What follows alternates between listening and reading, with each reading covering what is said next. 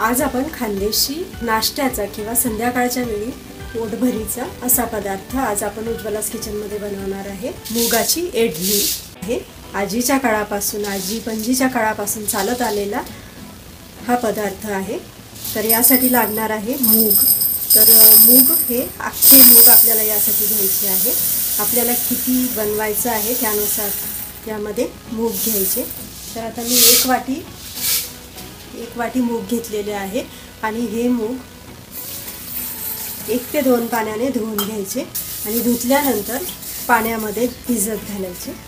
तर यामध्ये जास्तीचं पाणी घालायचं कारण मूग भिजल्यावर फुलून वर येतात, त्यासाठी पाणी जास्तीचं घाला। पावसाळ्यामध्ये मूग भिजायला थोडा वेळ लागतो, पण हे बघा छान असे हे मूग भिजून होतात आणि याला भिजता भिजताच थोडे मोडही येतात। अगदी थोडे थोडे अंकुरित होतात, हे किंचितसे नाही झाले तरी चालेल, पण चांगले असे ते भिजले पाहिजे, फुलून हे वर येतात। आता यातील संपूर्ण जे थोडंफार पाणी यामध्ये असेल हे पाणी काढून टाकायचं आणि आता हे मूग मिक्सरच्या भांड्यात घालायचे। तर हे बघा हे मूग असे छान भिजलेले आहे आणि भिजले की त्यातील थोडं ते पाणी काढून टाकायचं आणि एका पाण्याने चांगले असे धुवून काढायचे आणि आता हे मूग मिक्सरच्या भांड्यात घालायचे। यामध्ये 2 लसूणच्या पाकळ्या घालायच्या, थोड्या कापून घालायच्या म्हणजे चांगल्या बारीक होतील त्याही। यानंतर हिरव्या मिरच्या 2 ते 3 आवडीनुसार आपल्याला कितपत तिखट हवं आहे त्यानुसार। तर ह्या लवंगी मिरच्या आहे, तिखट असल्याने जरा तिखट असली इडली तर छान लागते, म्हणून हिरवी मिरची थोडी जास्तीची घाला। आणि आता हे सर्व साहित्य आपल्याला मिक्सरमध्ये वाटून घ्यायचं आहे। यामध्ये चवीनुसार मीठही घालून घ्या, म्हणजे यामध्ये आपलं बॅटर तयार झालं की काहीच घालावं लागणार नाही। आणि थोडी कोथिंबीर कापून घेतलेली। तर यामध्ये अगदी थोडं पाणी घालायचं वाटताना। हे पीठ आपल्याला खूप पातळ किंवा खूप घट्टही करायचं नाही आहे, म्हणून अगदी थोडं पाणी घालायचं। हे बॅटर जाडसर असं तयार करून घ्यायचं आहे, जाडसर वाटायचं वाटताना। हे बघा वाटल्यानंतर असं हे बॅटर तयार होतं।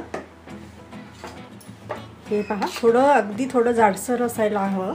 आता हे बॅटर इडली बनण्यासाठी तयार झालेलं आहे। तर यासाठी तुम्ही लोखंडी तव्याचा वापर करू शकता किंवा नॉनस्टिक तव्याचाही।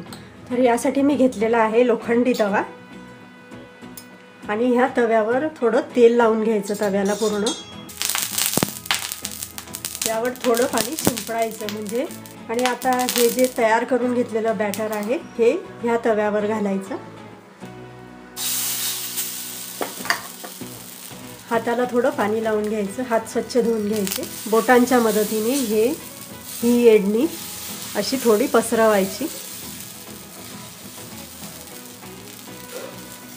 तुम्ही चमच्याच्या साहाय्यानेही करू शकता, पण ही पारंपरिक पद्धत आहे म्हणून ही अशी बोटाने पसरवली जाते।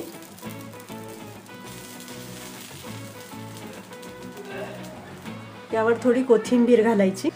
गॅसची फ्लेम कमी ठेवायची मात्र जेव्हा तुम्ही यावर इडलीचं बॅटर तव्यावर टाकाल तेव्हा गॅसची फ्लेम कमी ठेवायची आणि बोटांच्या साहाय्याने ही इडली अशी पसरवून घ्यायची।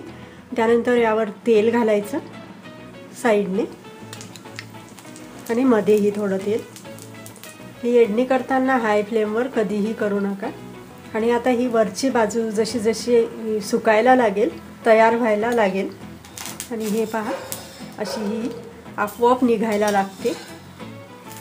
लोखंडी तव्यावर बनत असली तरी खालच्या बाजूने व्हायला लागली की दुसरी बाजू याची उलटवून घ्यायची। ही बघा अशी त्याला छान जाळी पडते।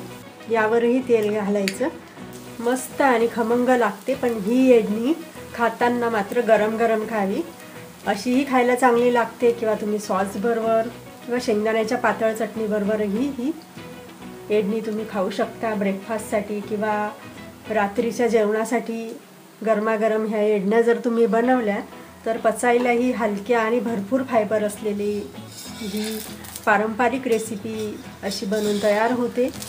तर ही झाली पारंपरिक पद्धतीची इडली बनून तयार। दोन्ही बाजूने छान शेकून झालेली आहे, दुसरी बाजूही छान झालेली आहे, ही बघा। आणि छान मऊ मऊ अशी ही इडली तयार होते, मात्र खाताना गरमागरम खा। अगदी लहान मुलांपासून वृद्ध व्यक्तीसुद्धा ही इडली खाऊ शकता. तर आपण दुसरी पद्धतही आता बघूया. हे बघा किती छान अशी मऊ आणि लुसलुशीत होते. तर अशी ही आपली पहिली पद्धत बनवून तयार झालेली आहे. आणि जर तुम्हाला यामध्ये व्हेरिएशन हवं असेल तर ह्या शिल्लक राहिलेल्या पिठामध्ये कांदा घालते, थोडं बारीक किसून घेतलेलं गाजर, थोडी कोथिंबीर, यामध्ये तुम्ही पालक किंवा मेथीही घालू शकता. त्यामुळे मी थोडी पालक यामध्ये फक्त पानं चिरून यामध्ये घालायची. पालकाच्या काठ्या घ्यायच्या नाही, पालकची फक्त पानं चिरून यामध्ये घालायची. आणि अगदी थोडी हिरवी मिरची, ऑलरेडी आपण यामध्ये वाटताना मिरची घातलेली आहे, त्यामुळे थोडी पुन्हा ह्या साहित्यासाठी हिरवी मिरची बारीक कापून घेतलेली, अगदी बारीक कापायची आणि ती घालायची. मीठही आपण ऑलरेडी घातलेलं आहे, पण या साहित्यामुळे ते मीठ कमी होईल म्हणून यामध्ये थोडं अगदी मीठ घालायचं आणि मिक्स करून घ्यायचं. तव्याला थोडं तेल लावून घ्या. यानंतर हे बॅटर ह्या तव्यावर घालायचं आणि चमच्याने, जर तुम्हाला हाताने जमत नसेल तर चमच्यानेही आपण असं हे पसरवू शकता. पण पसरवताना मात्र खूप पातळ असं पसरवायचं नाही, थोडं जाडसरच ठेवायचं. आणि आता ही दोन्ही बाजूनी छान अशी खमंग खरपूस अशी भाजून घ्यायची. अगदी लोखंडी तवा असला तरी झटपट निघते. थोडं तेल याला लावायचं मात्र बनवताना तव्याला. लोखंडातून मिळणारा लोह यामुळे अधिक पौष्टिक होतात ह्या येडण्या. यावर दुसऱ्या बाजूनेही तेल सोडायचं कडेने आणि हे पहा दुसरी बाजूनेही छान शेकून झालेली आहे. तर अशा आपल्या ह्या दोन प्रकारच्या पारंपरिक आणि एक नवीन अशा दोन पद्धतीच्या ह्या येडण्या बनवून तयार झालेल्या आहे मुगापासून. तर तुम्ही ही रेसिपी ट्राय करा, पण मात्र पॅन टू प्लेट किंवा तवा टू प्लेट ही रेसिपी आहे. तव्यावरून उतरवा आणि लगेच गरमागरम खायला घ्या.